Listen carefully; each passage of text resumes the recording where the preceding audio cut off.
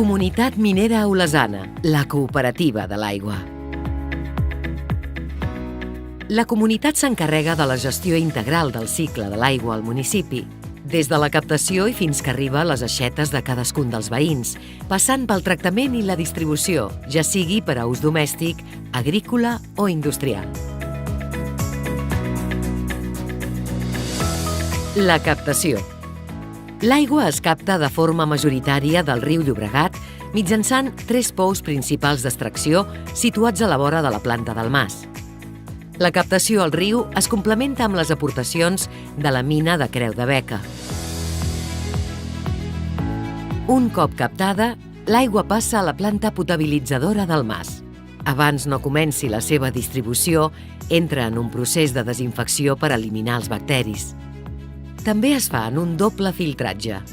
El primer es fa després de la seva oxidació. El segon és un filtratge amb carbó actiu.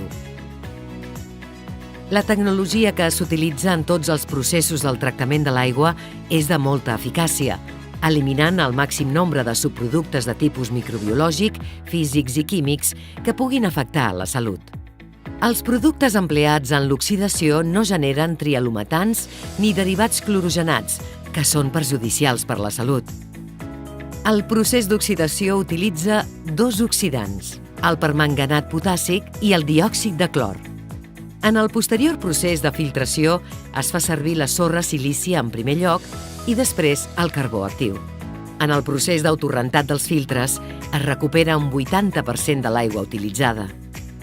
Tots aquests processos produeixen una aigua de subministrament de gran qualitat. L'aigua tractada es distribueix als dipòsits que donaran subministrament a la xarxa. Aquell dipòsit inicial de l'any 1902 ha donat pas a una sèrie d'instal·lacions modernes i preparades.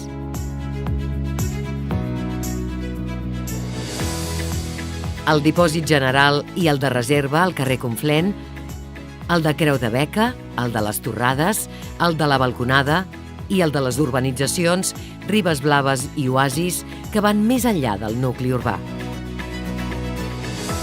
Aquests dipòsits compten amb una capacitat total de 9.500 metres cúbics i ens permeten donar resposta a tota la població i fins i tot emmagatzemar reserves de possibles emergències per a 2 dies complets.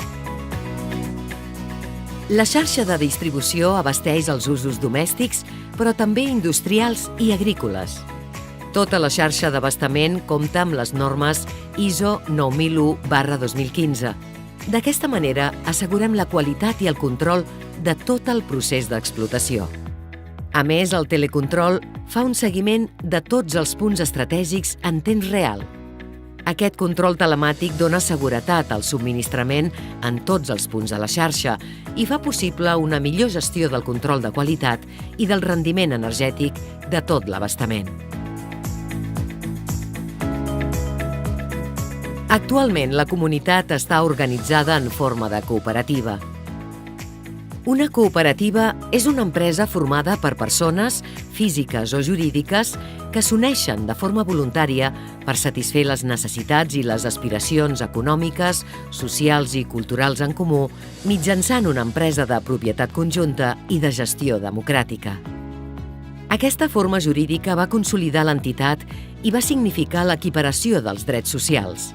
Tots els socis i sòcies tenen el mateix poder i assegurem la igual distribució d'aigua a totes les persones amb independència del nivell socioeconòmic o altres condicions personals. D'aquesta manera, la comunitat manté la identitat i la seva funció principal, l'autogestió del servei integral de l'abastament d'aigua potable al municipi. L'Assemblea General és l'òrgan on estan representats tots els associats o copropietaris i és l'instrument fonamental on tenen veu i vot sobre les principals decisions a prendre a l'entitat.